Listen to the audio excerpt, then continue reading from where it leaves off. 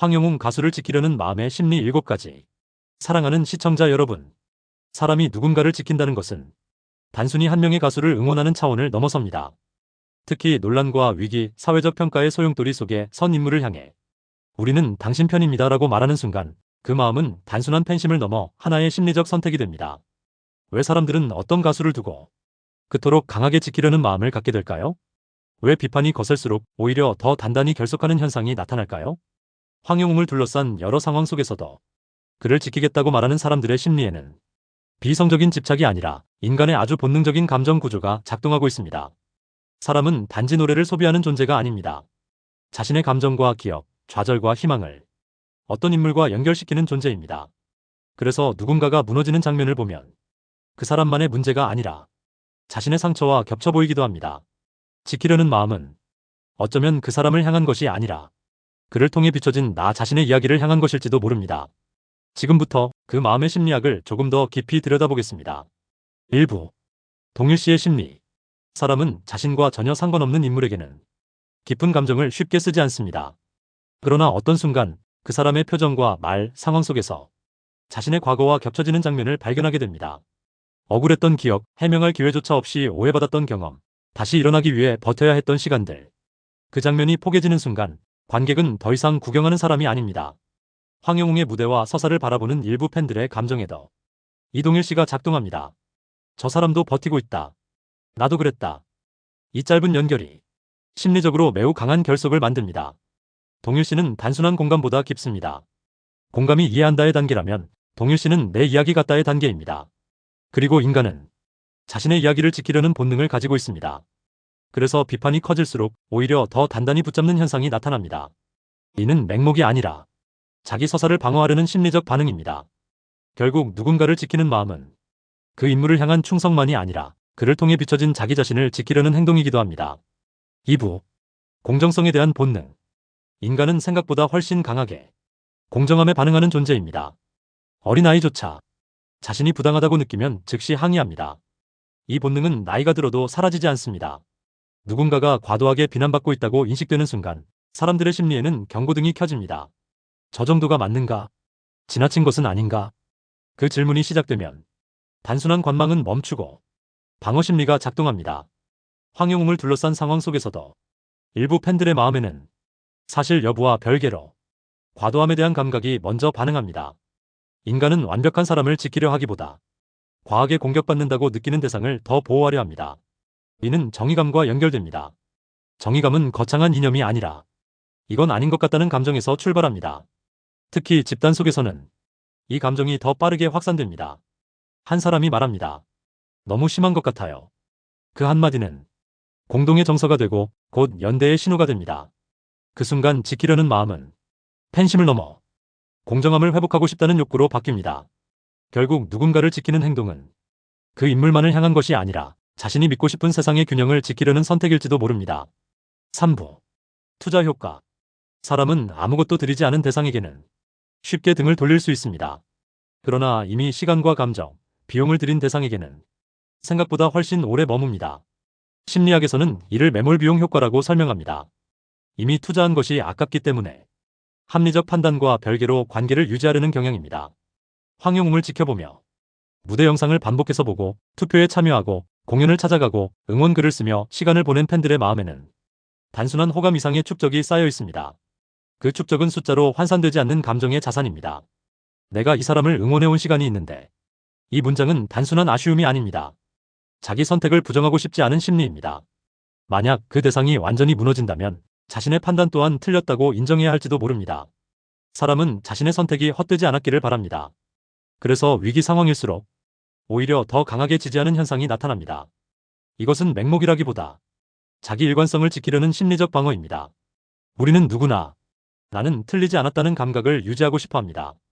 결국 지키려는 마음은 그 사람만을 위한 행동이 아니라 지금까지 그를 선택해온 자기 자신을 지키려는 행동이기도 합니다. 4부. 공동체 소속감. 사람은 혼자 있을 때보다 어딘가에 속해 있을 때 더 안정감을 느낍니다. 가족, 친구, 직장, 동호회, 그리고 팬덤 역시 하나의 공동체입니다. 같은 노래를 듣고 같은 무대를 기억하며 같은 순간에 환호합니다. 이 반복 속에서 나는 우리가 됩니다. 황영웅을 응원하는 팬들 역시 단순히 가수를 바라보는 개인이 아니라 하나의 집단 정체성을 형성합니다. 공동체가 형성되면 심리는 달라집니다. 이제 문제는 그 가수가 어떻게 되느냐가 아니라 우리의 공동체가 어떻게 되느냐로 확장됩니다. 비판이 커질수록 집단 내부의 결속은 오히려 강해질 수 있습니다. 외부의 압박은 내부의 단합을 강화하는 경향이 있기 때문입니다. 우리가 지켜야 합니다. 이 문장은 개인의 감정이 아니라 집단의 책임처럼 느껴집니다. 공동체는 단순한 취미 모임이 아닙니다.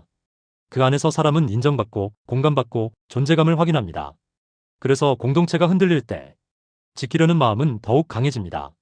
결국 한 사람을 지키는 행동은 그 사람을 중심으로 형성된 우리라는 공간을 지키는 행동이기도 합니다. 5부. 서사에 대한 몰입. 인간은 본능적으로 이야기에 끌립니다. 사실의 나열보다 서사가 있는 장면에 더 오래 머뭅니다.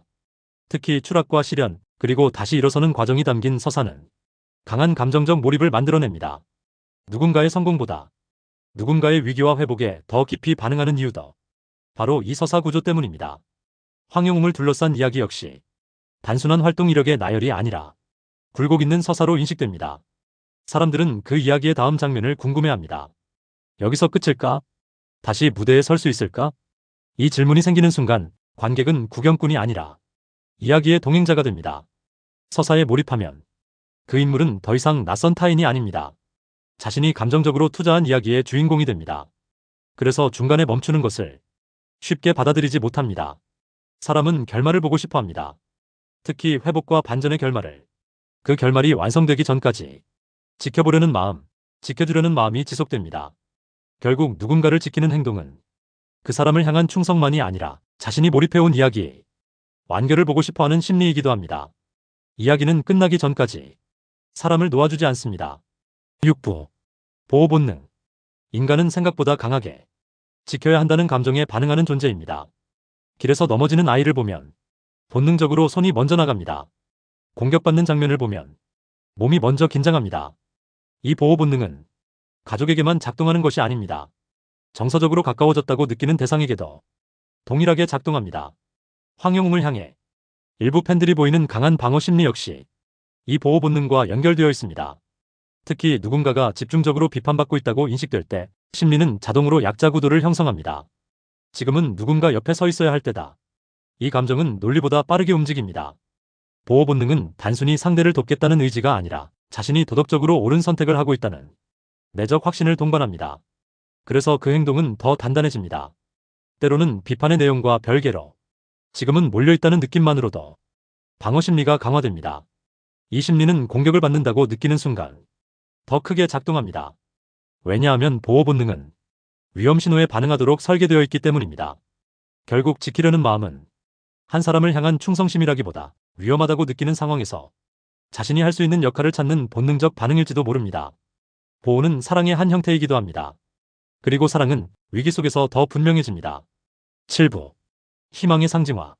어떤 인물은 단순한 개인을 넘어 하나의 상징이 됩니다. 그 사람의 이름이 하나의 메시지가 되고 하나의 감정이 되고 하나의 희망으로 자리 잡습니다. 사람은 자신의 삶이 힘들 때 어딘가에 기대고 싶어 합니다. 그리고 그 기대의 대상이 구체적인 얼굴과 목소리를 가질 때 그 상징성은 더욱 강해집니다. 황영웅을 향해 지켜야 한다고 말하는 일부 사람들의 마음에는 단지 가수를 향한 애정만 있는 것이 아닙니다.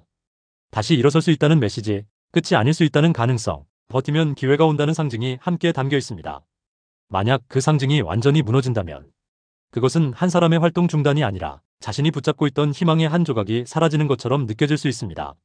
그래서 지키려는 마음은 어쩌면 그 인물보다 더 큰 것을 향해 있습니다. 그 사람이 다시 서는 장면은 곧 자신도 다시 설 수 있다는 증거가 되기 때문입니다. 인간은 상징을 통해 살아갑니다. 그리고 그 상징이 무너지지 않기를 바라는 마음은 지극히 인간적인 감정입니다. 결국 누군가를 지키려는 행동은 그 사람을 넘어 자신이 믿고 싶은 가능성과 포기하고 싶지 않은 희망을 지키려는 선택일지도 모릅니다. 사랑하는 시청자 여러분, 우리가 한 사람을 지키고 싶어질 때 그것은 단순히 그가 노래를 잘해서도 무대가 화려해서도 아닙니다.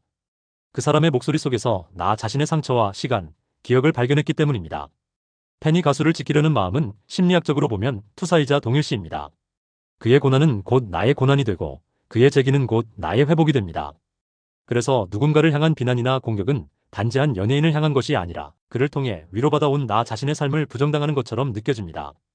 이 지점에서 집단 심리가 형성됩니다. 같은 상처를 공유한 사람들이 모이고 같은 분노를 느끼고 같은 희망을 붙잡습니다. 그 마음은 단순한 팬심을 넘어섭니다. 그것은 우리가 지켜야 할 무언가에 대한 감정적 연대입니다. 하지만 여기서 중요한 질문이 남습니다.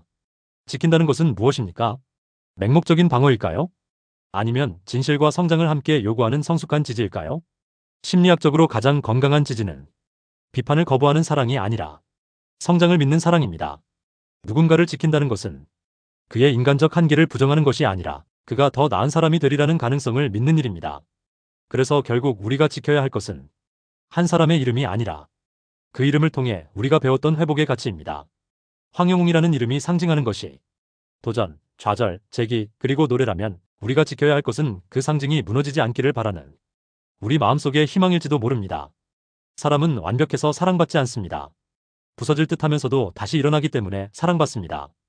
그리고 누군가를 지키려는 그 마음 속에는 사실 나 역시 포기하지 않겠다는 조용한 다짐이 숨어 있습니다. 결국 이 심리학의 결론은 단순합니다. 우리는 그를 지키는 것이 아니라 그를 통해 다시 살아나는 우리 자신의 용기를 지키고 있는 것입니다. 사랑하는 시청자 여러분, 끝까지 시청해주셔서 대단히 감사합니다. 다음 시간에 찾아뵙겠습니다.